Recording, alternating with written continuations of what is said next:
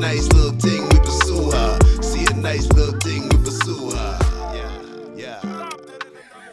I feel like people don't need to know that. That's not an introduction. Can you put it on me?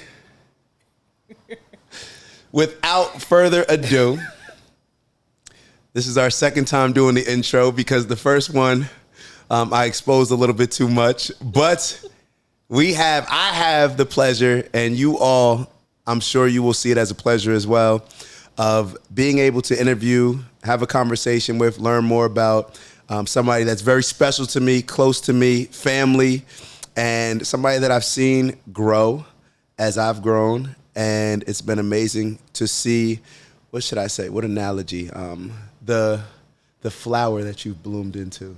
That was good, right? I like that. You liked it? Hey, see, she liked that, hating over there. And it is Jade. Cousin Jade. So this is my cousin Jade. She's amazing. She's beautiful. She's talented. She's all of the above. And we're going to go through all that in this interview, I guess you would call it. More conversation. First and foremost, thank you for being here. Thank you for having me. That was quite an introduction. Quite an introduction. That's what we do. That's what you deserve. Thank you. That's what you deserve. I appreciate that. We got to protect and celebrate our queens. You feel me? So this is just part of it. Obviously, you see Jade's glow. You're glowing. That is just not for the interview. This is how she walks around. And that's it. So, Jade, happy to be. Let's get a little hand clap. I'm going to press the hand clap button. Great having you on. And Jade, this is going to be a fun one. You've seen me interview a few other people, but this one's going to be a fun one, and it's one where I get to learn a lot. Especially me. I guess I see myself as a business consultant. Jade has her own business. She grew her own business. She's thriving in a competitive market, so I want to be able to learn as well. And I don't know. Jade, tell us, I guess just thank you for being here. And what brings you to New York City? Give me a little bit about your journey. Yeah, so I'm Jade McNeill, owner and principal of Jade McNeill Interiors. So we are an interior design studio based in New York, where I really design, I call it soulful modern interiors, where I really like to connect nature with modern day life and living to create a space that feels classic and timeless. Mm-hmm. Of course, with a modern aesthetic, because that's sort of what I'm trained and tailored towards. But, making it feel warm and comfortable and not that stark, cold, like straight lines, too minimal, sort of modern that pops into some people's heads when they think of modern. I like to create, warm and cozy spaces that still feel livable and inviting, but that also have that element of feeling elevated. It's like your personality. Exactly. I picked up, see? No, seriously. Because I'm always, so one of the biggest things for me, like, I feel like anybody who's not an artist, or if you don't feel like you have like an artistic talent, you always envy other artists, especially if you're able to do that and incorporate that into your day to day. You know what I mean? Like, I look at some things that I do as an art, but it's not really art. I guess it's my own type of art, but people aren't necessarily seeing it, or it's not playing out. It's not something that you can actually visually create and take a picture of and enjoy. And everything that you just described, what made you want to go that route? Was it, this is the style of home that you would like, or is this just something? Yeah, exactly. I mean, it's the style of home where I live and that I feel most comfortable in, and that is what I want to give to people. When I'm designing someone's home, I always think, would I put this in my own home? Would I want to live with this? Because at the end of the day, people are coming to me because they like my style. So if it's something that I wouldn't have in my own home, why would I put it in somebody else's home? It's a good point. How'd you get into it? Was that something that you always just enjoyed growing up, decorating your room? I hate this question because... how about, what did your room look like growing up?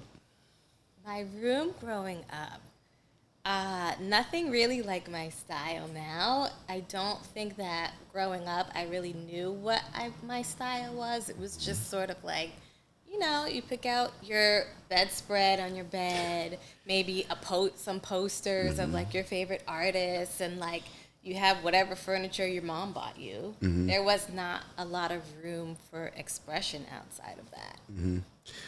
I was all Chicago Bulls, Michael Jordan. And it's funny that, I don't know, I feel like when we were kids, we had more artistic, we had different ways to express like our artistic qualities and stuff. And one of the first things we did it as decorating our room. And it almost served as a vision board. It was inspirational, like it kind of gave you the mood, it set the tone on different things without even really knowing, I think, what we were doing. Yeah. And it's funny how we get older, we get away from that. Right. But I think our home spaces shouldn't just be like, oh, I come home, it is what it is. There should be some intent around it. Right. Intentionality, because it is your sacred space of where you come to every day, where you take your shoes off and you just like, as soon as you walk in the door, you should be able to just take a big breath out and just exhale and let it all out and feel like, okay, now I'm safe. I'm in my space. Yeah. And it's funny, sometimes we take that for granted. We can spend our most of the time that we're spending is at home, especially with a lot of people working from home. Now, I'm assuming you're working from home out of the office. Yeah. And I feel like a lot of us take for granted the impact that our home space can have on our overall lives. Is that something that you say?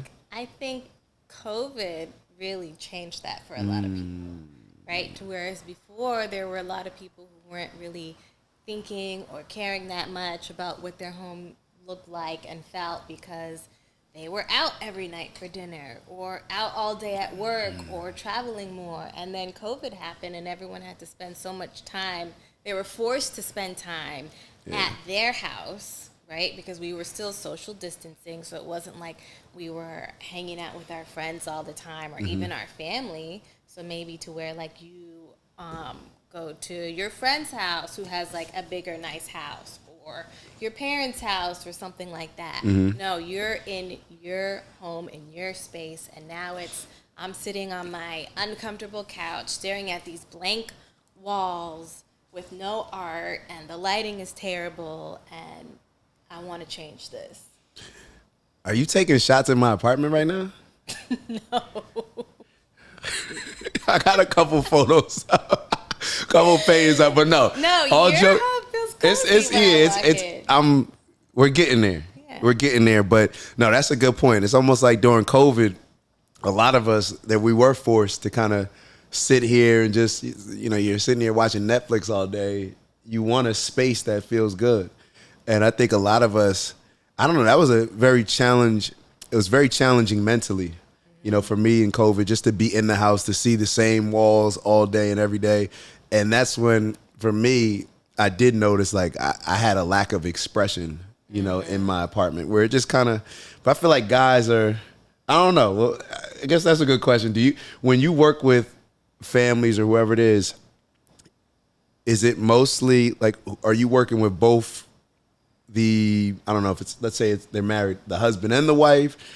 Do you find it easier to just work with one? Like now you got to navigate between, well, he likes this, she likes that. You know what I mean? Two different personalities, exactly. Two different styles. I mean, I work with all types of people and couples, and I've done it all ways. Of course, it's usually easier to deal with one person and one opinion, but sometimes it is nice to have that second opinion because maybe, me and the husband are on the same page, but the wife is thinking of something else, and then he can sort of weigh in and reel her in. Yeah. Or for the sake of ease, sometimes it's just one person just cares less. Yeah. But I've worked all ways. It's most challenging when there's a couple who both have an opinion. Strong opinions. Yeah. Like, I want to like this. So then that's where the artistry probably kicks in even more, to where you have to figure out a way to mold, I don't know, a Picasso style with a totally different style, Right. A lot of creativity in merging the two styles, but it's also a lot of psychology in getting inside both their heads and getting them to agree on one thing. If they're both like polar opposites or just not agreeing, like I had this couple once who the husband really didn't want a white couch and the wife really wanted a white couch, and we ended up settling on a white couch, of course. The husband didn't want it. He didn't want it. And we compromised.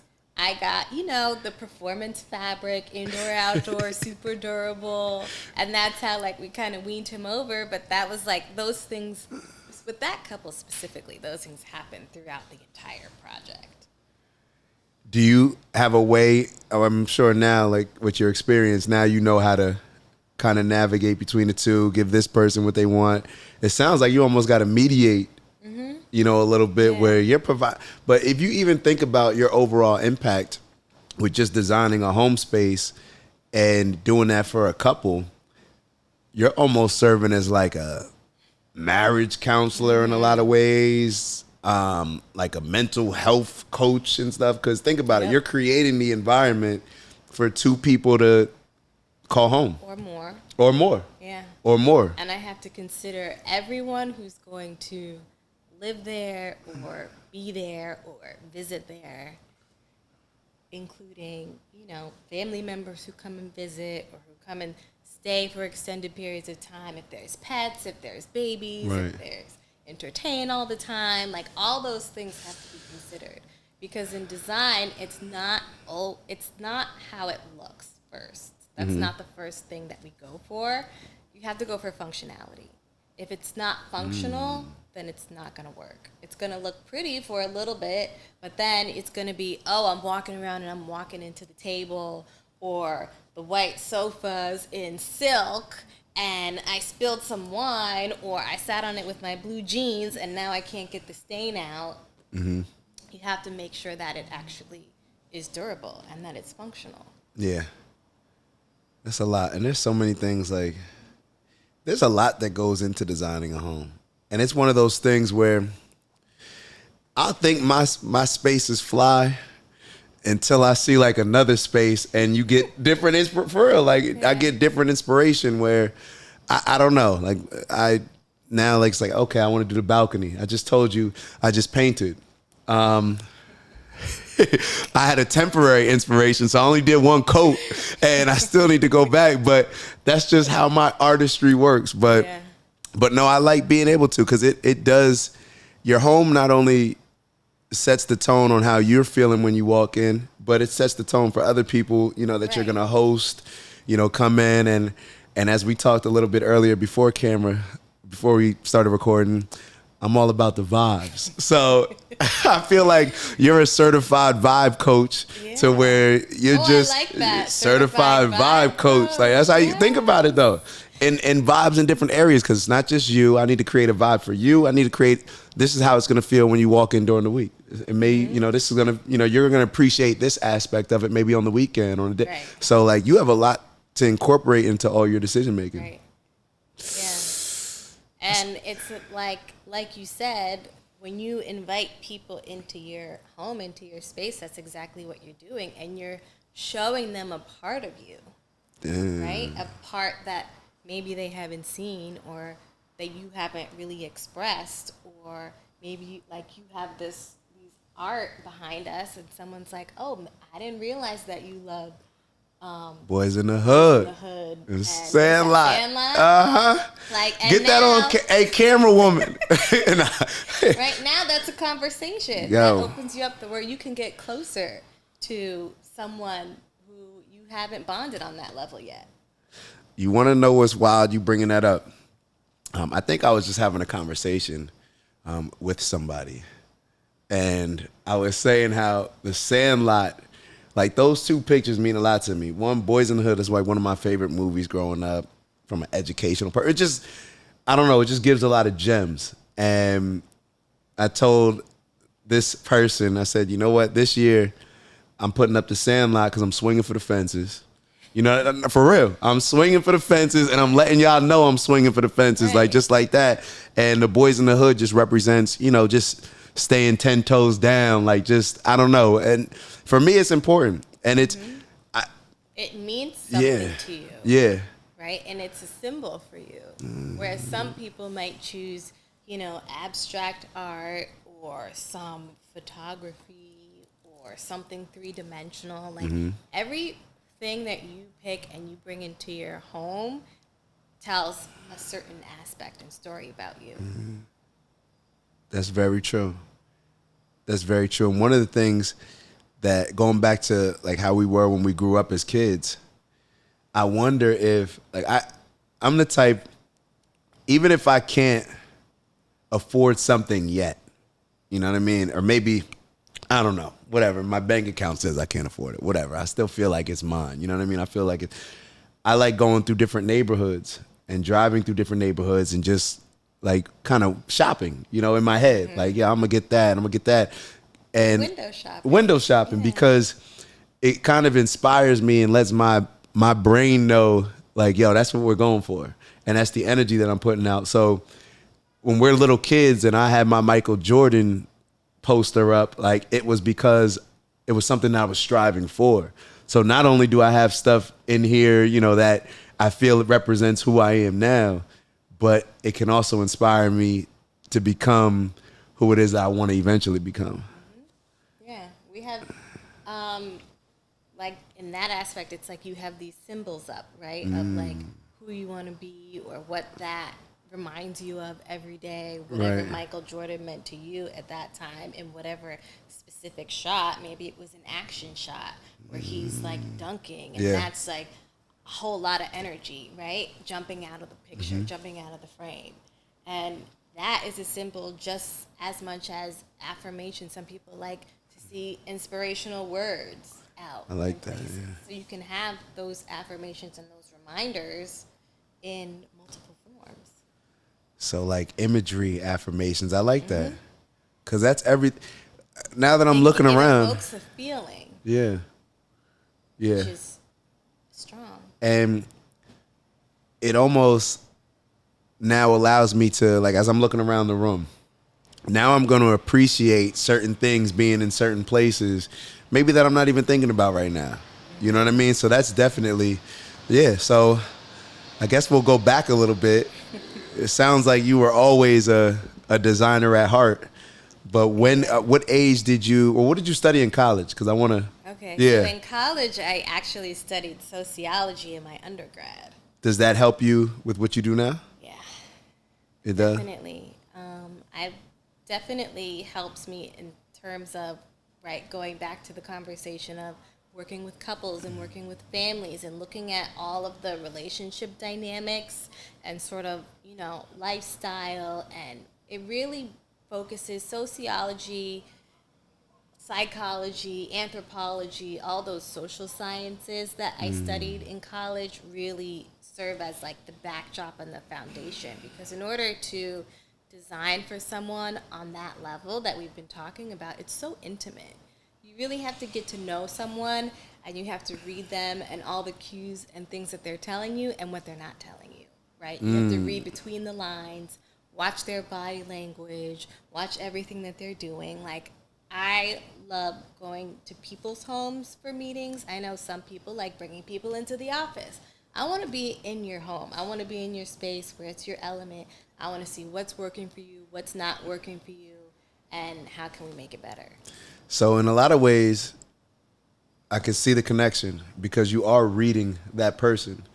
And what's funny is, I don't know, do you come across a lot of clients that will say, I want this, but they think they want it, but All what the they're time. really looking That's for pretty much is everybody like, wow. who thinks they know what they want. Like, you might say, I want modern, and then I'll give you modern, or I'll show you something that's modern. You're like, oh no, that's too modern. I don't like that. That's too like cool for me or something.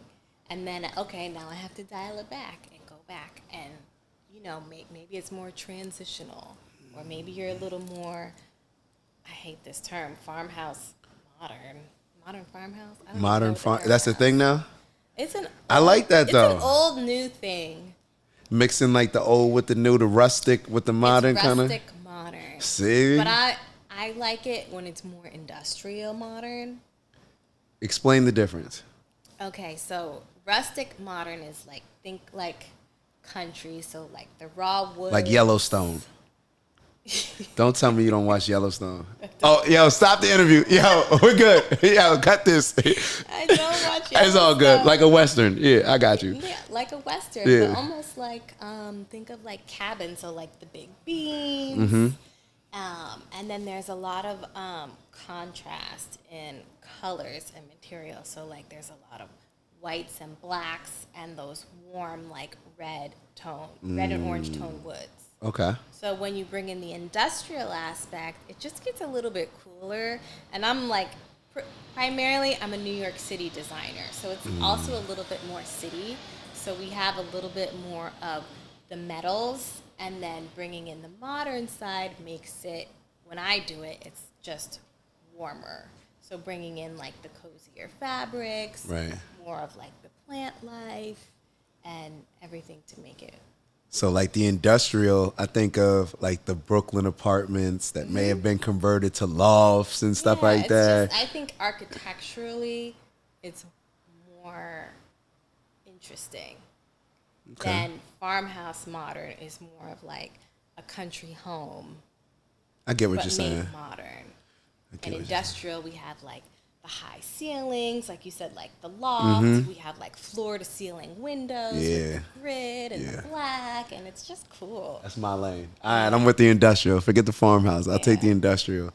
All right, so then the college helped you. Do you think, like, let's say for somebody who's watching this that may be deciding whether or not, you know, they want to go to college, or let's say they already went to college, or is it an easy career? Not easy, but what would you say to somebody that's considering a career change or this being their first career as far as interior design? Well, I think first of all, if you're considering a career change, then that means that there's something happening in your life currently that is not meant for you to stay there forever. Right? If you have that thought in your head, then it means that something has to change. Maybe it's your career. Maybe it's where you live. Maybe it's who you hang out with. Maybe it's the way that you eat or the activities that you do, right? That part is you have to do a deep dive in yourself and find out what is it that actually needs to change. Is it my job? Because that's kind of easy to say, right? Like, I'm unhappy with my life. Let me change my job. Yeah. Right? Like, that's because the only that's thing, like an external factor. Everything else is more like internal, or it's a big change, like a move is a big change, right? So that requires you to actually sit and still and think about what is it that I'm really unhappy about. So this is where the sociology and everything Yeah. comes into play. All right, you're breaking me down. You're breaking me down. Like everything you're saying, I'm incorporating it from me. I'm thinking like, okay, maybe I. Yeah.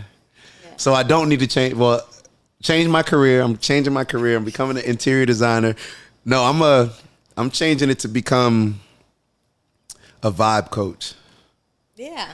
Come on, Become a vibe coach. All right. So after college, is this something that you jumped directly into, or? No. So I had taken like a year off after college and did like kind of like wanderlusting and did some random jobs here and there. But I kept coming back to interior design as just like as weird as it sounds and as cliche as it sounds, I felt like there was like a pull, like it was pulling me. Like everywhere I turned, I was like, ooh, that looks good and that looks cool. And like watching HGTV all the time, which now I'm like, can't stand it. Whoa, don't talk about HGTV. That's like a thing in the industry. Oh, so like, now, all right, so you look at it like somebody like me who enjoys HGTV. But I was there. No, I get it, but it's more, it's like a basic. It's like, yeah, that's intro level, like. Yeah. Yeah. Well, sometimes. It depends on the show. Okay. Definitely depends on the show. Yeah, because they may want to bring you on one day, so we can't completely. Right. You know what I'm saying? But a lot of it, what I find is more of the drama and the build, right? The construction. Not so much of the design and the process and everything that goes into that, which is what I'm really interested in, right? Yeah. I'm not watching a show to watch someone build the house. This is how you put the nail in the wood to build the house. I want to see like, okay, we're picking these fabrics and this is why I'm picking this and that. And my inspiration for this whole wall is because the client loves traveling and we have this, you know, wood wall that's inspired from, you know, a place that she saw when she was traveling somewhere that she can't get out of her head or something like that. That seems like the fun stuff. That's where the creative stuff, the real creation. I want to see the creative stuff, not just the technical build stuff and what happens when it goes wrong. Yeah. And the dope thing about design is, and correct me if I'm wrong, somebody may not realize everything that you're involved with. Because I feel like just knowing that you know how to hang, like I remember when we were hanging photos and stuff like that, or TV. I don't know what we were talking about, but I think it was TV. Yeah, and you kind of was like, well, you just do this, and I was like, wait, she knows that. So there's a lot more that goes, rather than just pointing. Sometimes you actually have to. Well, I know that there's a lot that I know a lot about, or I know a little bit about a lot. Yeah. Right. Okay. Like I'm not gonna hang the TV, but I know what you need in order to hang it. Right. And I know that sometimes I'm the one who has to supply everything that, you know, if it's a handyman or the contractor needs to hang the TV, I want to know what to get. The more you know. And I have to make sure that I have the right person, because if I don't have the right person, I want to know that too. I want to know that he's not hanging the TV. Right. And that this $2,000 TV that my clients just bought is going to come crashing. That happened to me. Yeah. In Indianapolis, that happened to me. You remember that? Yeah, it happened. My TV fell off. I hired my people. You know, I just got somebody downstairs, like one of the maintenance guys. And I was like, yo, you could hang my TV? Right, and exactly. The thing was upside down, so when it like would lock in place, it slipped out and just fell. Yeah, so... Wait, hold up. That happened in Miami, too. Now I'm thinking about it. Yo, I need to...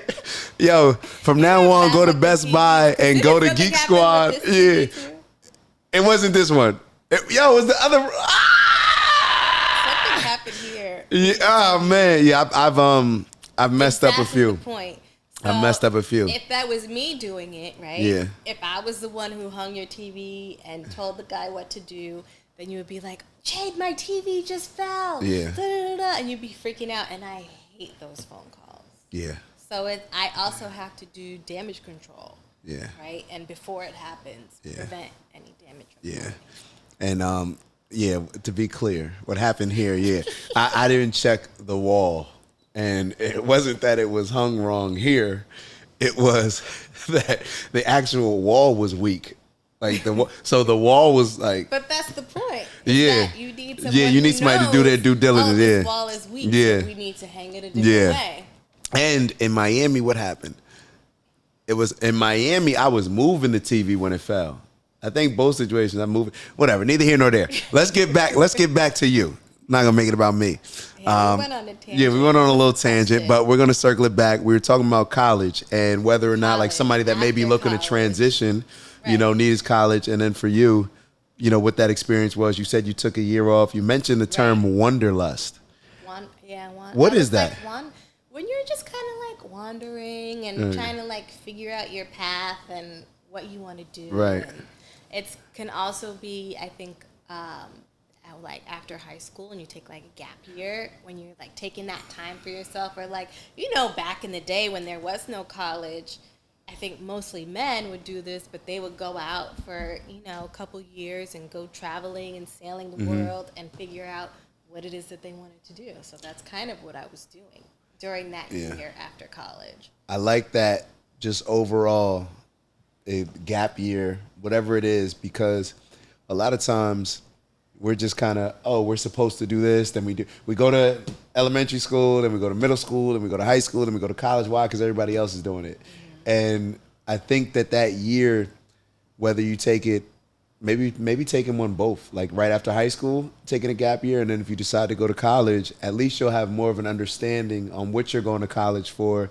And I think just that year of working or just traveling or just whatever you're doing, it matures you in a way to where now your approach to college is different, to where you'll get more of a return on it. Right. Yeah. And that thinking back, like at the time when I was applying to college, it was like, I just got to get into college. Right. I went in undecided. I didn't even know what I wanted to major in until I was taking classes, and I was like, sociology is so cool. I love it. And I ended up majoring in it, but that wasn't something that I wanted to have my career path in, sociology. Yeah.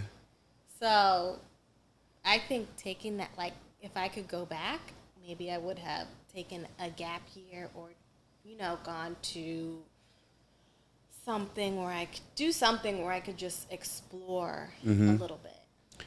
I think because you get so hyper focused on, okay, you got to get into college and then you got to get a job. Like, that was my focus. I didn't plan to have this, like, Wanderlust Gap Year after college. It just happened.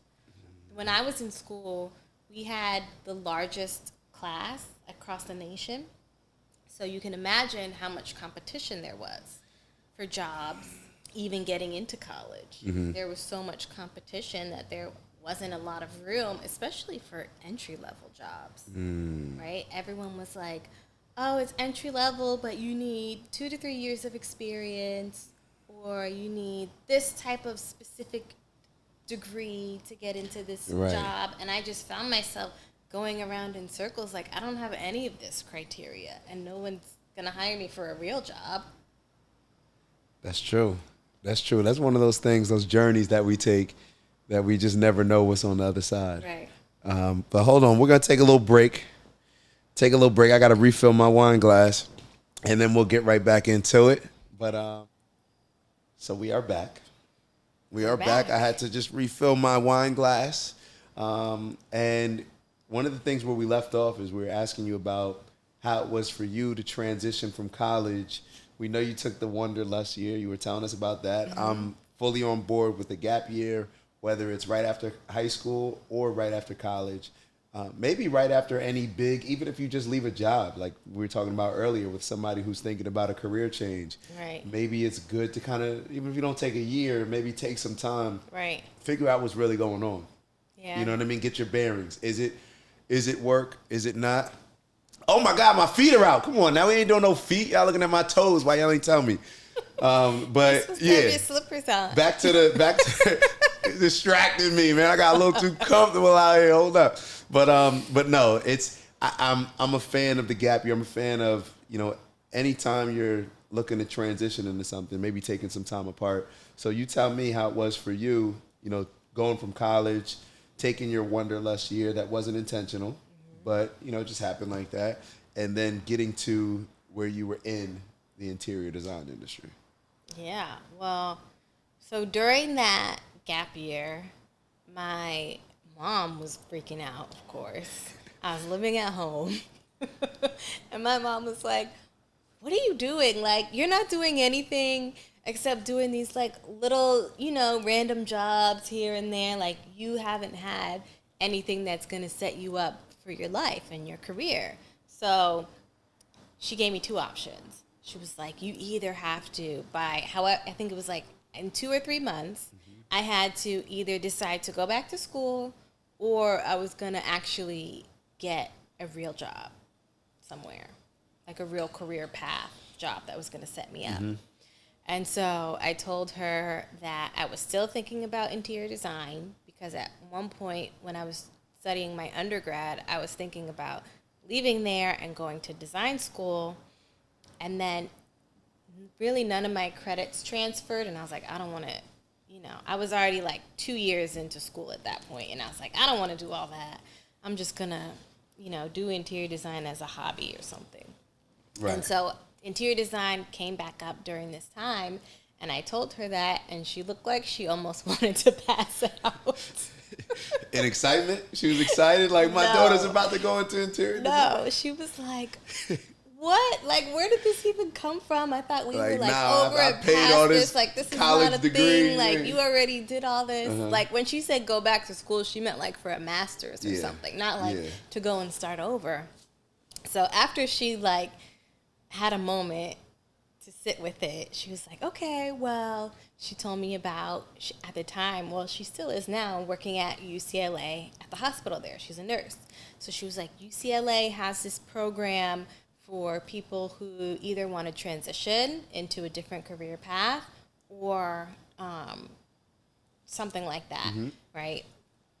So they have this really great interior design program that somebody was telling me about. So why don't you sign up for that and take some classes and see if you're even interested? She just wanted me to do something, right? So I signed up, and immediately the first week I just fell in love with it. I was like, yep, this is it. This is where I'm supposed to be. This is what I'm supposed to do. And from there, I think the program took me like 2 or 2.5 years. Wow. That's a commitment. Yeah. That's a commitment. But it didn't feel like school, to where like when I was in undergrad and studying sociology, like all that felt like school. It was fun, right, when I wasn't doing school, but when I was in school, it felt like school. There was a lot of work to do. When I was studying, my degree is in interior architecture, which is part interior design, but also part of like the architecture of the interior of the space. So it was just fun. Like I was learning all these, like I didn't know how to draw, but I learned how to draw. I learned how to, draw plans by hand and on the computer, and what color theory meant, and, how the art history of design and architecture. And I learned all these really cool things, and I was just like soaking it all up, like a kid in a candy store.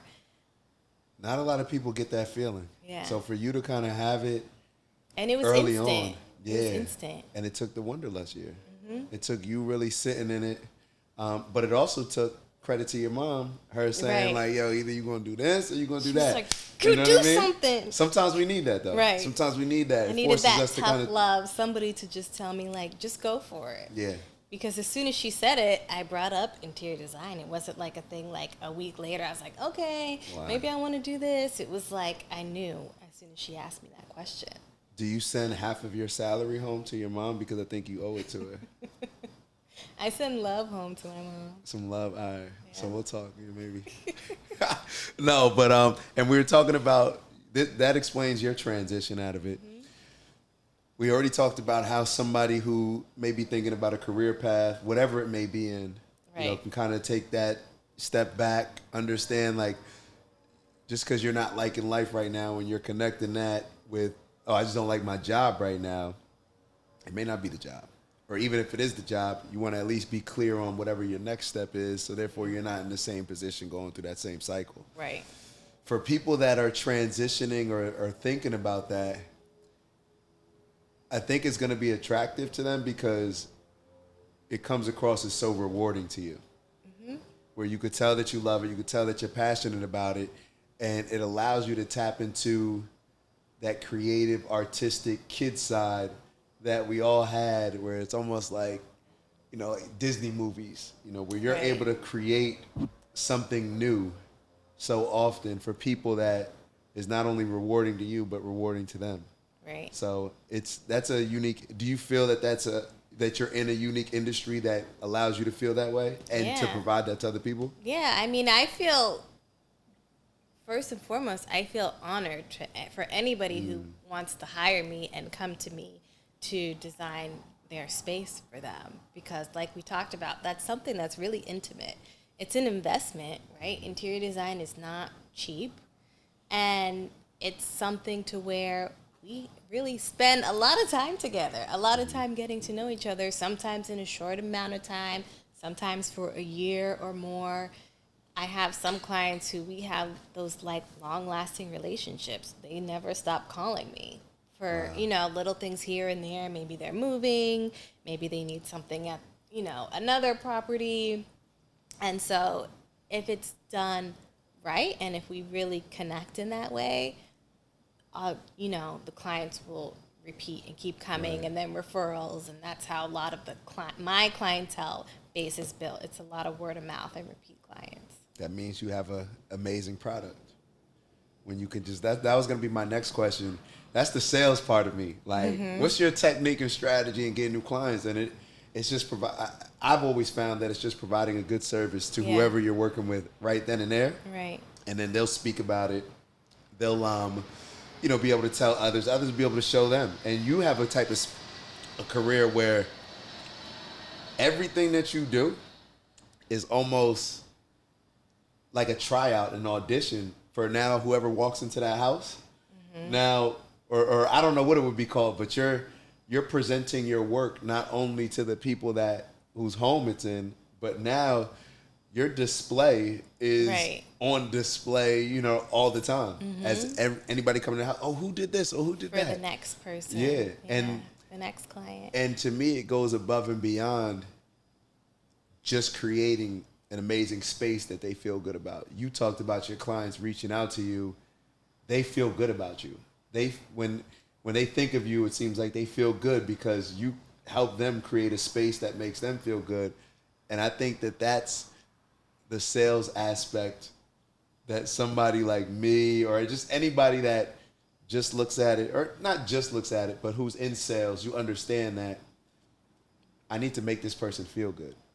Above all, I'm here to make you feel good about whatever it is that I'm providing to you. Right. So that's dope. Yeah, that's the important part about it too, is I always ask in the beginning of the project, how do you want this space to feel? Ooh. Like when you walk in, how do you want it to feel? When you sit on this sofa, how do you want it to feel? When you sit on that chair over there, how do you want to feel? When you're eating dinner, how do you want to feel? When you're in the kitchen looking into this space, how do you want to feel?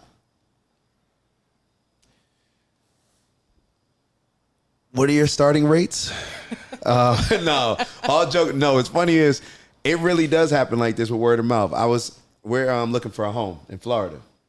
So we're looking for a home in Florida, and my mom. Congratulations, by the way. Thank you. Yeah. That's Thank big. you. Yeah, I'm excited about it because for me, Florida, Miami specifically, that's always how you were in that class, how you felt like, yo, this is it.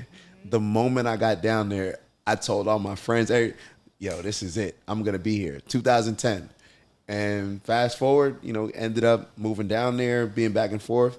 But with the house, as I'm talking to my mom, I'm like, yeah, I'm about to interview Jade about her interior design business. I love and your mom. She's like, maybe she can help us in Florida. So, she's so sweet. You know what I mean? I And I can. That's going to be a tough one. It's going to be a fun one, but it's going to be a tough one because you got Florida. We're buying the house with my mom and my dad. You know what I'm saying? So it's like you got my mom, my dad. You got Maya. You got me. I'm easy though. I'm easy. So you'll have an easy time with me. I feel like I don't know if you'll be easy. I feel like you might think you'll be I'm easy, yeah. but you might not. Maybe it's because I just think I know what I want, like most people. Right. You think you know, but you don't. Because I thought I wanted the modern farmhouse. Until you talked about it, I was like, nah, I'm industrial. I'm industrial. But yeah, that's you are. I envy you. I envy people that have artistic. I don't even want to say a job. I don't even want to say a career, but you provide artistic value. You're an artist. And is that something that you feel? Like, do you feel, I know sometimes we think, oh, you got to be a painter or poet. You're an artist, and every home that you walk into, from the moment you walk in there, you're observing like your canvas.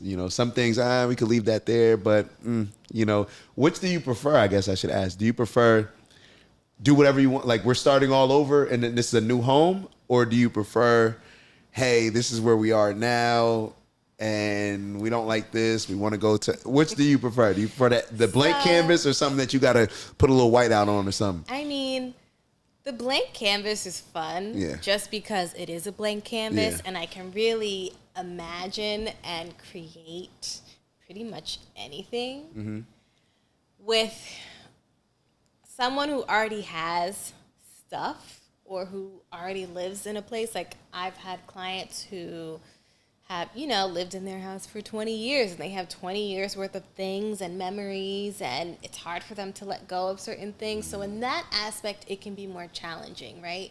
And I have to sort of push them along and say, remember, you hired me because you wanted something different, you want to change. So I know that this sofa's in great condition, but it's not the overall look that we're going for now. Sell it. Right? So let's sell it. right? We're not going to just throw it in the dumpster, but let's sell it. And then you can make some money towards the next sofa that you're really going to love. How often would you recommend that people not necessarily even change their space, but think about changing their space? Like, is this something, I know a lot of people do like New Year's, where it's like, hold on, I got to start off new. I want this different. I want that different. Mm-hmm. And I think that's a good investment to make because it keeps things fresh. Right. And it kind of re-energizes you in some ways. I think 5 years is a good mark. 5 years. Just to start thinking about refreshing things, whether it's just, changing up some pillows and accessories or maybe painting the walls a different color. When I design, I like to have, the staple pieces stay pretty neutral so that they can last through different cycles, right, of design and where you are in your life and how you want your space to feel in that time. And then if 5 years from now you say, okay, I like the black sofa with the black pillows, but now I want to change it up a little bit. Maybe I want some white pillows, or maybe I want something with a pattern on it. Like those are things that are easy to change and that you can still keep your black sofa that you have now, but you can switch it up and, refresh. All right, so now I'm going to get into your transition to becoming your own boss. Really, a lot of people talk about it. And, even in my life, I feel like I'm not, consulting business is different than, even though you do consult, I see yours as like truly your own business. You're stepping out. It's a little bit different than a lot of the businesses that I deal with. Was it scary for you to go from working for a company to just being like, and I think it was like during the wasn't it around there? Yeah. During the pandemic, to just say, yeah, I think I'm about to just do this on my own. Like, how was that? Because did you get to keep certain clients, lose clients? Like, I'm sure you didn't know initially. No, I didn't know, what was going to happen, but I had gotten to the point where, well, first of all, let me step back a little bit. I always knew, before I knew that I wanted to be an interior designer, I just knew that I wanted to be my own boss. I didn't know what that meant. I didn't know what industry that was. I didn't know where I was going to be. But I just knew, I was like, whatever I do, I'm going to be the boss. Like, I want to make the decisions. I don't want people, I don't like people telling me what to do a lot. Especially now in your space. Right. It's but like that's your relationship. In general, in life, I'm like, I don't like too much input on all of my decision making. So I always knew that I wanted to be my own boss. Then once I, started down the interior design path, I was like, they in school start talking about you can work for a firm, you can have your own firm, you can do big, you can do boutique. And I was like, oh no, I'm going to have my own firm. Like that was always my goal and my plan. I wanted to go and work for another designer fresh out of school so I could learn, get hands-on experience, make some mistakes. In the beginning, we all always do. And I was planning to do that just for a couple years. It ended up being between two. So I had one job in LA, which is where I went to school. And then I went to New York. So between all that time, it was probably like 6.5, 7 years that I was working for someone else. Sure, it went by fast. It did. Did you get comfortable, right? I got comfortable. Yeah. And it was hard to walk away from something that was just steady and, comfortable. I had my life and everything. I knew when my paycheck was coming. I knew, where I had to be, at what time and all of that. So probably a year before I had started my business, I just had that itch again. So usually when things happen for me, like before a big transition, I just start to feel like I get these little like ideas, right, that keep floating around in my head and they keep popping back. And I was like, oh, I feel like I'm actually ready now to start my own business, right? It just kept coming and flowing. And I was talking to different people and some people who had their own business. And they were all really encouraging and like, yeah, you should do it. But I was still stuck on the how, like, okay, I know that I want this and I have some skills and I have some background, but I don't know anything about running a business. I only know interior design and me, and how do I get clients, and how do I do this and do that, and blah, blah, blah. So I probably sat on that for about a year and just brainstorming about what my business name was going to be and, you know, all the things that come along with that. And the pandemic happened, and the interior design industry was booming. Because like I said, home. Everybody was home. Everybody had extra money. They weren't going out. They weren't taking vacations. The stimmies. So let's redo the house. So right? did you? I heard you say before that some of your best clients were people that were doing the PPP scams, and even though like I don't agree with the scams, like that helped you out. Wait. Yeah, she's over here. Like, what did I say? No, I'm just joking. Never Just joking. To each their own, though. We ain't judging, but yeah, that's definitely. But people being home more, and it's funny how it was the perfect combination of people being forced to be home and people just having extra money. Yeah. Right. Yeah, and things.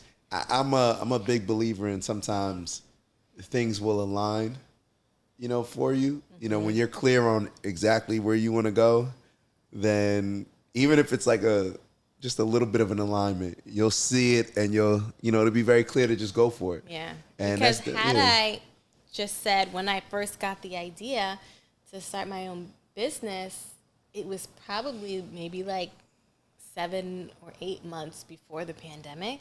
So had I stepped out on my own, I probably wouldn't be where I am right now. You know, at that point in time, I wouldn't have had the same success, I think. What did it do for your confidence to walk into a situation that was scary, approach it head on? It is what it is. I'm leaving my company. I'm leaving my steady paycheck, everything that you said, the schedule. You know, it's kind of, I was joking around earlier and I said like, yo, I really just, my day is just whatever I decide it is. Like, that could be bad or it could be good, you know?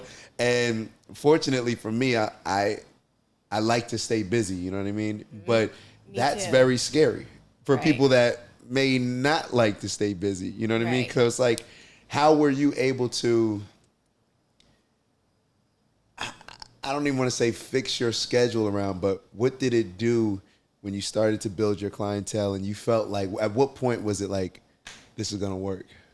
Or did you just feel like that all along? Pretty instantly. You just felt, I mean, see, that's the energy. had clients pretty instantly when I left, which was a blessing. And that doesn't happen for everyone, but it definitely made the transition so much easier and smoother. At my old job, I was already managing all of my projects on my own, all of my clients on my own, my schedule, my time, what I was doing. And it was almost like my job and the company was just like the hub center, filtering in, you know, the jobs and the clients, but everything else I was doing on my own already. So it was, when I went out on my own, it was figuring out how to run the business side, not how to do the design and the process and the scheduling and all that. That I already knew how to do. It was, how do I run the business? Right. And I don't want people watching to miss this, like miss the lesson here, where a lot of us, especially with the young people, they want everything instant. You know, it's like, oh, I want to be an entrepreneur. Like if you go to probably talk to elementary or maybe middle school, high school kids, and you ask them what they want to do, influencer is probably in there now, but it's like, I want to be my own boss.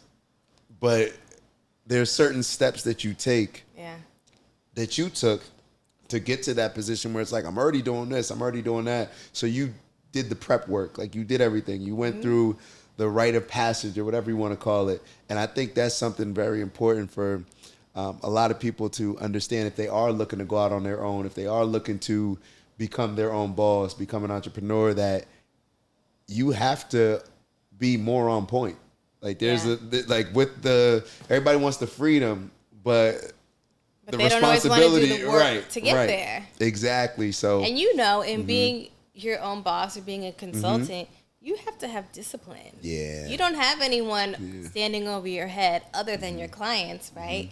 of, okay, make sure you're here at this time, wake up at here, and this is what you have to do today, and make sure you turn this in by Friday, and, you know, everything like that. Like, now that's you doing that. And if you're not, that's when losing a client is not fun. It's not. Yeah. People can see behind the bullshit. Yeah, yeah. And that's an awkward position to be in where you're in a meeting and it's like, I know that I'm coming across like I didn't prepare for this. You know, I haven't been on point.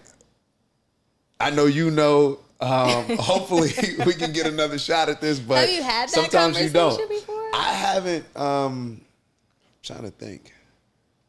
I've been pretty fortunate to. I'm very anal when it comes to that. So I will go above and beyond to make sure that I'm prepared. But it does happen to where there's certain clients, let's say I didn't check on how a doctor's day went. You know, their surgeries, I wasn't on point with that. And you learn very quickly where it's like, wait, they didn't reach out to me and tell me it's a problem. But no, I have to be proactive and consistently reach out. And the more we build that relationship, they'll express certain things to me. Right. And feel more comfortable. Now, sometimes you'll get some clients that are just like, I don't know. I always put it on me. I'm always like, what could I have done, you know, better? And there have been some clients. Everything is a learning experience. Everything's a learning experience. Some people are gonna, if somebody leaves, I immediately go through this phase where I'm like, all right, every little thing, what could I have done better? But because if I don't do that, then I'm just playing the blame game, and that's not helping me. Right. You know, that's not helping me get new clients. That's not helping me become better to the clients that I still do have. It just doesn't necessarily work. But I think that there's a certain type of person that you need to become to take that step, that leap, that jump, whatever it is, to become an entrepreneur. I know everybody puts it on YouTube, like it's easy. You only see the fun side of stuff. You know, you only see the, like even me today, like I was in the city moving around, but I only took a picture of the plaza. So probably my friends probably think like I don't even work. Like most of them are like, yo, what are you doing? You kind of just chill out. I'm like, well. Right. I'm guilty of that too. Like I like to post like the fun stuff and the pretty stuff, and oh look at me, you know, putting the accessories out, and I'm shopping for rugs, and I'm here doing the presentation, but like not all the hard stuff that happens. Camera woman, wake up! Sorry, our director had a little lapse. But yeah, you were saying as far as you put it's cool to post the fun stuff. It is. But people also like to see. People like to see, yeah, you got to post what people like to see, yeah. And yeah, so I definitely get that. And we're always selling to people that we don't even know. Is that how you look at it? Like with your social media, everything that you do with people seeing you as an expert in design, it's almost like you have to make sure that you're always seen in a light where it could be even your clothes, you know, that you're always looking presentable. Because I assume that nobody would want to hire a designer that comes in looking sloppy. You know, it's kind of like. I assume the same. Right. You know what I mean? If I'm hiring a designer, like I want to see someone who's got some style, who's put together. Even when I'm in like, maybe I'm in, you know, dressed down, but it's still stylish. It's still cute. I did that the other day when I was in Trader Joe's, and I felt like, you feel me? I had a little cool young dad swag. You feel me? But you want to feel good too. Yeah, like, you know, even like, when you're just down, you want to feel good. Yeah, like the lady in the produce, she gave me a little compliment. It made me feel good. But you know, neither here nor there. But yeah, there's a lot of pros that come into, I feel like being an entrepreneur. What would you say some of the disadvantages or some of the challenges, not necessarily disadvantages, but challenges that you faced, either just with interior design overall or with transitioning to become an entrepreneur? Well, first, something that we already mentioned is that you don't have a boss, right? So you have to transition. It's a different thought process and a different mindset when you become your own boss, right? You're only answering to yourself. And anything that you are setting out to do and policies and whatever that you're making, like, you get to decide all that, right? But you also want to make sure that you're being fair to the person on the receiving end, right? So it's not just all about me, this is how I want to do it because this is how I'm comfortable. I also have to make sure that, like, okay, my clients are going to be comfortable with this. Like, I charge a design fee. It's a flat fee. I don't ask my clients to pay the whole thing up front, right? Why are you going to pay me the whole design fee up front? You haven't even seen anything yet. That's true. So it's beneficial to charge, okay, 50%, right? And then we'll do a series of payments after that. Of course, I would love to get a big lump sum check for the whole thing up front. But I don't think that's fair to my clients. And it also may throw off the dynamics of you guys going through the process. Right. To where they're feeling like, you know what I mean? Yeah, the biggest thing in establishing a relationship between designer and client is trust and transparency. Those are the two biggest things. So I always try to make sure that, number one, I'm explaining things well, and number two, I'm being fair and I'm being honest. And Managing open. expectations. Yeah. I think that's a big one. It is. Especially with, even when I asked you earlier as far as which would you like, the blank canvas where somebody's just maybe buying a new home or getting rid of everything, or, you know, something where there's already here. You get the benefit when they already have a space with stuff where it's like, all right, I know where they liked. I see where the bar is. I can get, you know what I mean? Like, that is sometimes also a disadvantage because you see what they have, and which is not what they want. And it's shit. Yeah. And so you kind of have to go, like, just throw it all out the window. Yeah. But how do I keep some of it and use it and make it new? Make it feel new. So we spoke, you know, we covered a lot of stuff. One of the questions, or another question that I have, is when it comes to, like, if somebody's just sitting on their couch right now watching this, a lot of people, we spend money on things that we're interested in. And a lot of things that we're not necessarily interested in, we don't invest any time, effort, and energy into it. And we may be missing out on certain things that can enhance, you know, our life, whether that's performance in a particular area. You know, sometimes I go from room to room depending on what energy I'm in or what, like, vibe I'm feeling. And sometimes I need to go to that room to get work done. Sometimes I'll be on the balcony and get inspired. Yeah, I'm the same way. You know what I mean? But I have, like, in my home, I have these different, like, pockets and places where I like to sit, depending on what I'm doing or how I'm feeling, like you said. Like, maybe I want to sit in this chair and, you know, do some sourcing, or I need to sit at the desk because I'm doing invoicing, or, you know, maybe I need to go out and go to a coffee shop because I need to be out. With that, you know, I think we feel the same way about that. At first, I've been in certain instances where at different apartments where I just said, I don't feel like I'm not buying that to put on the wall. Or, you know, if somebody would have told me interior design, I'd have been like, like, I'm not doing it at all. But I've come to understand that your home, everything around you, it plays a huge role in your energy, your output, how you're feeling outward, but also inward to yourself. How we talked about walking in our apartment. Sometimes I want to feel good walking out, you know, knowing that I'm coming home. Like, I can't wait to get home. But you know what? I'm going out to make sure that I can come back to this working, whatever it may be. So for people that may be, you know, thinking like, oh, I don't need to do anything. It's me changing, putting a painting up, whatever, like not understanding the work that goes into interior design. What do we say? Certified vibe coach, certified vibe, whatever it is. Like we got to coin that. We got to trademark that. What would you tell them, or maybe certain instances in your life? I can give you an example in mine, but changing your space, it really has put me on like I've seen the trajectories that it sent me on just by changing my space here in my home.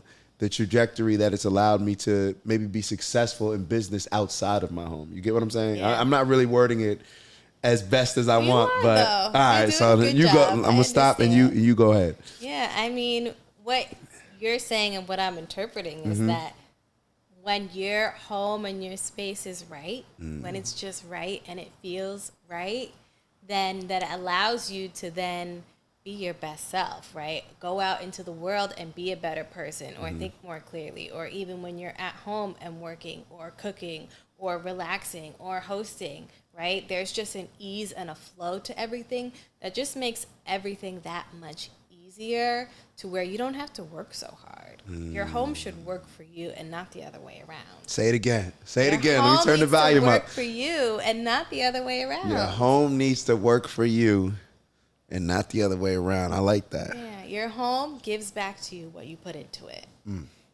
And that's like the key thing that I think a lot of people don't always think about when they're, putting furniture and designing their homes themselves, is that it really is about making something that's special for you, right? And taking something that's maybe ordinary and switching it, flipping it, tweaking it, whatever it is, so that it works especially for you or whatever the situation is. It's so funny that you're saying this. I forgot when we were talking about growing up, what we did in our rooms. I would switch the color in my rooms, like the painting, the trim, whatever. I would move my bed to a different position, just to kind of rearrange my room. And all when the time. and when you did it, you felt almost like a different energy. Like, oh yeah, that was fourth grade. This fifth grade, like Right. it's different. You know what I'm saying? And I would really feel that way. And I would feel so good. I'd be like inviting all my friends. I'd be like, look what I did to my room. And all I did was like move the bed on the other wall. Somehow I did it myself. I remember when I got what is it called? It's called like a futon, the folding one. I went from a bed to a futon. Obviously, it was not as comfortable. But when I had the homie, like when I had my homeboys come through, and you guys could just chill. It's like, yo, just take a seat. It's more of like it wasn't like, there's just a different feel. So it has played a significant role in my life, like just paying attention to like, and then different rooms giving you different things, like we talked earlier. This is more like a black and white space. In my bedroom, it's more wood, kind of like it has it's just different. Like it allows us to express ourselves, feel good about ourselves in our home. And I almost can tell, I don't know if you can, I'm sure you can, like the type of your personality, like if I'm just running to you outside, I can almost tell what your home's going to look like. You know what I mean? If you come from a home where it's like, you don't really like your home space, do you? Like, I can tell, you know what I mean? It's like, yo, I can tell your energy. You're out all the time. You don't like your home I got the perfect person for you. Like, yo, you got a little attitude. I can tell you a little miserable, not loving life right now. Call Jade. You know what I mean? But that's really, there's a connection there. And I think we're moving more in that direction. Yeah. And I don't know whether it's just because we get older. It allows you to be more comfortable in yourself. Yeah. Because even like, for instance, in your home, if you just have like stuff everywhere, right? Just because you don't have anywhere to put it, or you have like a bunch of open shelves, but they're cluttered, and that clutter in your home and in your visual field also clutters your mind, right? So something that I really like that I have all over my house, I'm guilty of this. I like to have a lot of things, and for some reason, I'm just always like getting things, collecting things, whatever. That doesn't mean that I want to see them out all the time. So there's a balance between what you put out and what you don't, and what you keep out and what you don't, what needs to be out, what needs to be easily accessible but not out, and then what can just be stored away for those off times when you need it. I like that. It's clearing your space, clearing your mind. I'm over here like really just thinking about it, but your home space matters. There's not a video that I do that I don't look at the ceiling and like, yo, why they got these dumb popcorn ceilings out here? Like, it's messing up the whole vibe. Like, no, that's really...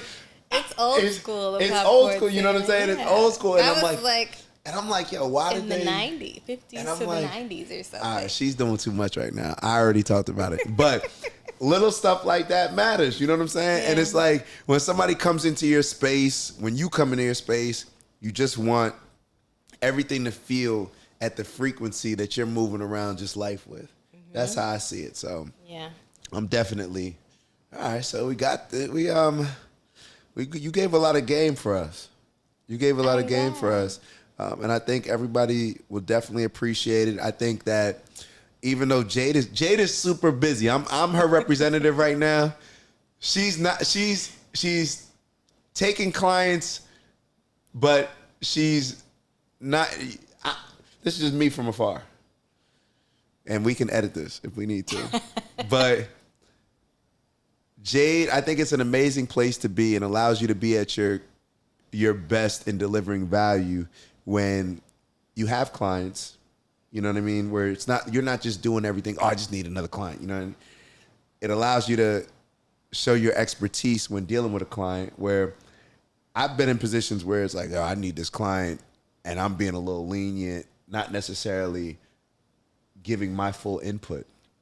Where it's just like, all right, cool, you want that, cool, but that's really taken away from my value and what I bring. Like, I'm the expert here. Right. You know what I mean? Like, and I need to be clear on that. So I think you're in a great position to where you're not just doing stuff for money. You can tell you're passionate about this. This is what you enjoy. It's very rewarding to you, and it seems like it's more rewarding the more you're able to pour into somebody else and give them exactly what they're looking for, even though they may not even know what they're looking for. Right. So, a lot of people they think they know what they're looking for, and then I just take that to a whole different level, and they're like, I never even thought about that.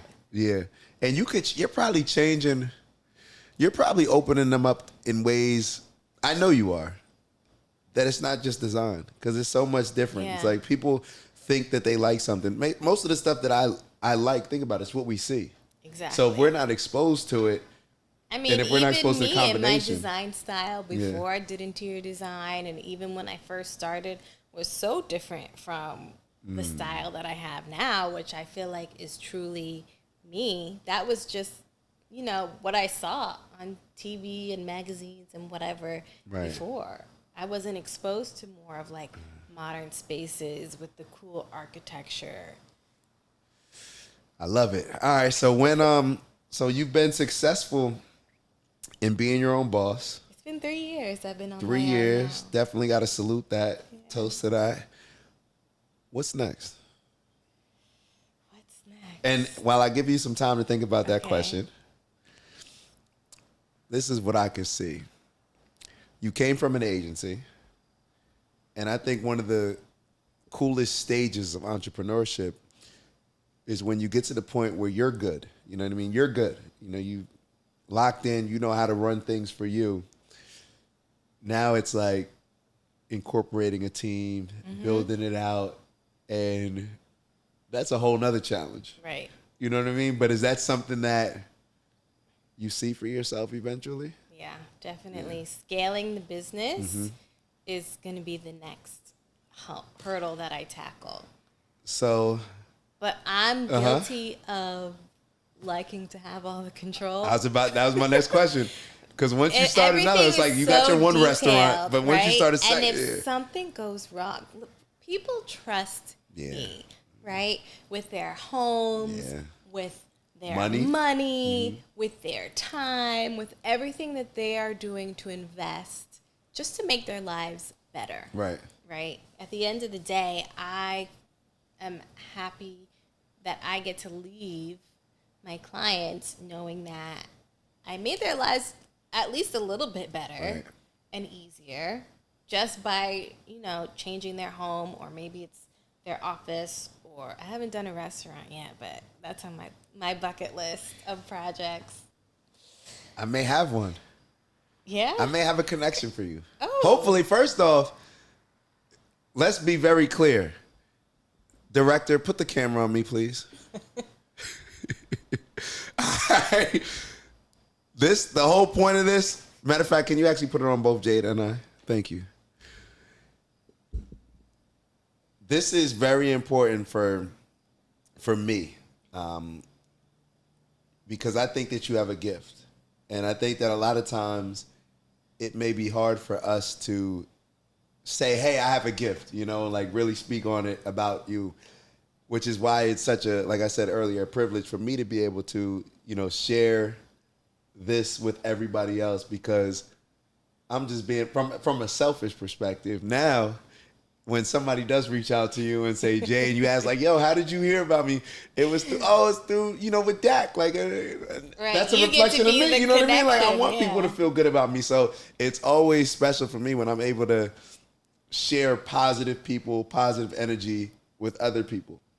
So that's big for me. And all right, so I asked you as far as like what's next for you, building out, the brand, building out the business. What does the perfect intern, the perfect employee, what does that look like? Because I have a feeling that that's people, like a mini version of me, which is like... I have a feeling that people, because I think that the same feeling that you give people when you're designing their home and really creating a space, I think that you can also provide an amazing feeling, an amazing value to somebody that may be interested in interior design or may not be even know that they're interested in interior design, but being able to kind of show them what you do and how the connection that you're able to build with your clients, I think that that's special. So when the 100 of people reach out and say, hey, I want to work with Jade, I want to work for Jade, whatever it is, what does that ideal person look like?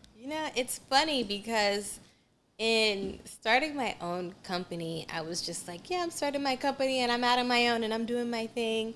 And then maybe like a year in or so, I started getting, emails and DMs and stuff of, hey, I'm, looking for an internship, or I do, renderings and drawings and all this other stuff. I can be, on your team, or, all this other things. And I'm like, oh yeah, I'm also a boss. Like, I get to hire people. I get to, provide that for people. I get to teach people. And that to me was an aspect that wasn't in the forefront of my mind, that I wasn't thinking about until I started getting those inquiries coming in, that I'm like, that's cool. Like, I didn't think about that part before. But I would love to be able to teach someone the craft and the trade and, my approach to everything. I think but, whoever it I'm is. pretty... Well, I'm not the easiest. I want to be a good boss, but I also have high expectations because my clients have high expectations. And you should. And I think that's I was thinking earlier as far as, especially with a lot of these young kids that I was talking about earlier. I'm not going to go on a tangent and just rant on it. I don't like how entitled these young kids are growing up, but I think me coming from maybe that last generation of like old school football, so to say, with the old school coaches, like you don't need no water. Now it's a little different. You know what I mean? Now with science and everything, we know everybody needs water. I'm not saying that. But having those coaches, when I think back of the people that impacted me the most in my life, whether it's coaches or teachers, those were not necessarily the most enjoyable people to be around at that time. It's the tough love that challenged you, that made me uncomfortable, that forced me to be uncomfortable, that forced me to do things that I may not have wanted to do, but I say that I want to get better. I say I want to be the best at something. It builds your character. You know what I mean? So I think high standards are amazing, and especially in your space, you can't afford to, you compromise your standards. Costly. And I think that needs to be considered. They either are going to cost me or they're going to cost the client. And either way, somebody's going to be upset. Yeah. And people need to understand that. But I think I'm a firm believer that when you set high standards and expectations for somebody and then provide them the support, provide them the guidance, whatever it is that they're looking for, people, I think, will live up to them. Yeah. Or at least they'll try their hardest. And even if day one they're not ready to, take Jade McNeill Interiors, to the next level, I think that eventually they'll be a valued member of the team. Yeah. So don't reach out to Jade if you're not willing to work, if you're not ready to really commit. I don't think that you can do anything great without committing to it. I think that you alluded to, you mentioned earlier as far as getting into like kind of like a flow state. I think that comes from a lot of hard work, discipline, and commitment, and through years of just knowledge just gained to where then you can get in that artistic flow state. And taking your challenges as lessons and learning from them. one of the things that really is that the right word? Catalyst, yeah. Was a catalyst for me was a couple of things. Number one, not being afraid to ask questions. In the beginning, I never wanted to seem green, even though I was a new designer, and I was afraid to ask questions, and I would just pretend like I knew, even though sometimes I didn't always know. And then I would go back and be like, I don't even know what that meant. I don't know what they meant when they said that. And I'm like, I got to ask the questions. Yeah. You know, otherwise I can't do my job. They probably didn't know. Sometimes you know what I mean? they didn't know, Yeah. but even like talking to contractors or, you know, collaborating with, you know, other industry professionals, whether it's doing like custom furniture or millwork or, you know, the contractors and the painters, like I need to be able to speak the language so that I can properly translate what it is that I want. Because at the end of the day, they're just going to do whatever I tell them to do. Right. So if it's not right and I didn't communicate that the right way, that's on me. Yeah. And I think it takes a confident person to feel comfortable asking questions. Yeah.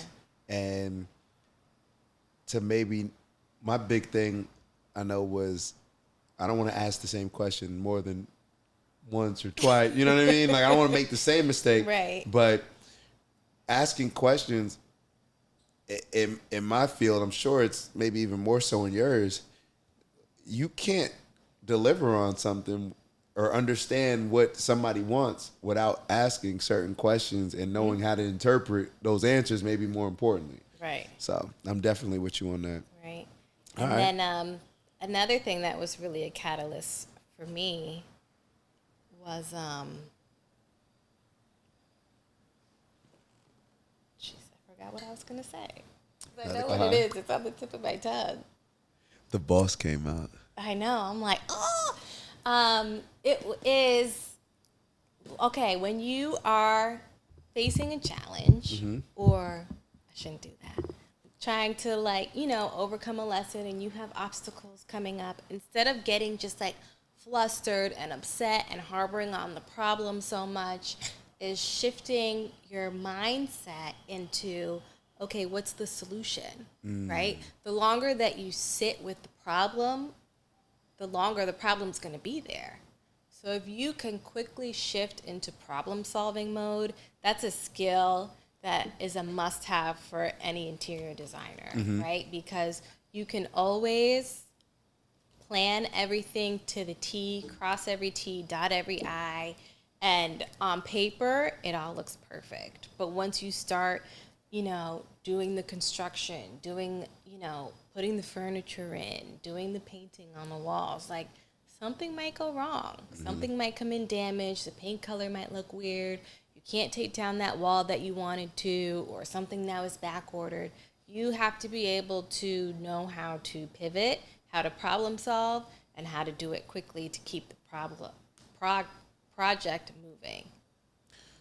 I like that. And that's something that's a lesson for everything. Yeah. Like that's just the overall life lesson. But it's like we can plan for things, and Jade's not at all saying, I know she's not, as far as don't prepare. And because it's like some people will take that and be like, don't prepare because you never know what's going to happen anyway. No, let me be clear. Yeah. Plan everything, Yeah. cross every T, Yeah. and dot every I. Yeah. But you also have to know that there's going to be a time, at least one time during the project where something is not going to go according to plan, or maybe you can't get what you want. The stone, the marble that you wanted, it cracked. And now you got to pick a new one. And because you prepared so well all the other times, now you're probably facing stuff. You're going to get to a point where, I don't know if it's now or later on, even if something comes up unexpectedly, it's like, oh, I've dealt with that. Or I've dealt with something similar. Yeah. Or I remember this other client, and now you can just, it's like I'm just responding. I'm just reacting. I'm trusting my preparation through the years, not just on this particular project, but just overall. You can trust it and know how to respond. So, Jade Gems, that's the new thing. Yo, we got a Jade's Gems. So we're gonna hopefully be able to tap in with you on a consistent basis. Yeah, Jade, I'd love to come back. This was fun. Definitely, it's fun for me too, because it's fun whenever you're talking to somebody about something that they're really passionate about, and regardless of how you see yourself, I know sometimes we can get in it and not realize you're an expert in what you do. Like, you're a professional, you're an expert, just like a professional athlete or an attorney, whatever. You are an expert and a professional in your category, in your industry. And I think that we need to hear more from, people like yourself. I think it inspires a lot of us. It's been inspiring for me. I'm serious. I'm sitting over here. It's already turning. I'm like, yo, yeah, I got to put some things in play that I've been thinking about for a while. Yeah, because it's like, even everything else, but also just from a design perspective, everything. The design, how I make up my design here, like a lot of it is just based on, like you said, what I'm living in. So this has been a treat for me. I know it's been a treat for the audience. Too. And all right, so we already got the commitment. Jade will be back with more of Jade's gems, and maybe the next time we'll talk to them a little bit about Tea and Tree. Oh.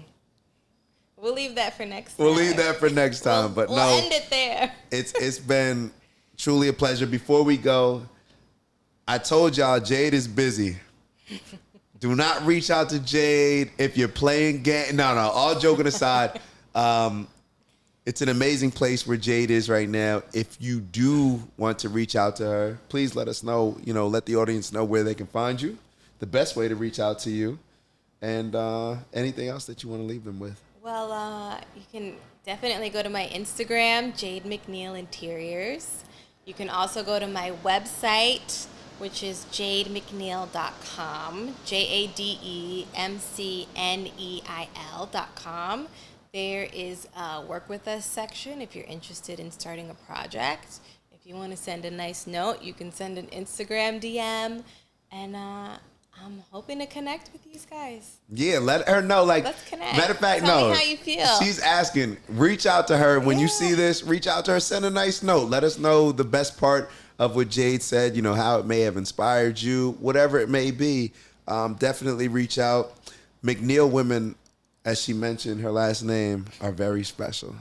We are. Very special women. I'm biased, but yes, we are. They're very special women. So reach out. And make sure you're following on Instagram, because there's going to be whenever you're watching this, there's going to be some important announcements coming up soon. So tap in. Big stuff on the way. And yeah, how long have we been going? We've been going. Oh, it's 11:13. It's this is special. So we got 2 hours, and then Jade already committed to doing this same thing every week. So we'll be tapped in, but no, we'll make sure that we get more Jade. Dak is gonna follow me around. She took the and words. I'm gonna interview you. She took the words out of my mouth, not the interview part, but I would love to either come to your home space or see a space that you've designed, and maybe we can make this a little bit of a series. Let's do we don't need. We could be our own HGTV. You feel me? Like, we don't need to. They got their thing. We do our thing. We can collab with them if we want, but it'll be a partnership. Maybe. But thank you. Thank you. Thank you. And I loved this. This was special. Thank you. And with that, we're going to end this here, and I'm going to pick Jade's brain a little bit more so that way I can get a little bit more knowledge to be ahead of all y'all, but it is what it is. But Jade McNeill, thank you. Thank you. All right. With that, we are out. Director, how did we do? Are you still awake? All right. Thank you all. See y'all soon. Ooh. Fire! We about to get some clients. What they talking about? You heard? OG, big fish. We the ones that you wanna get with. Took a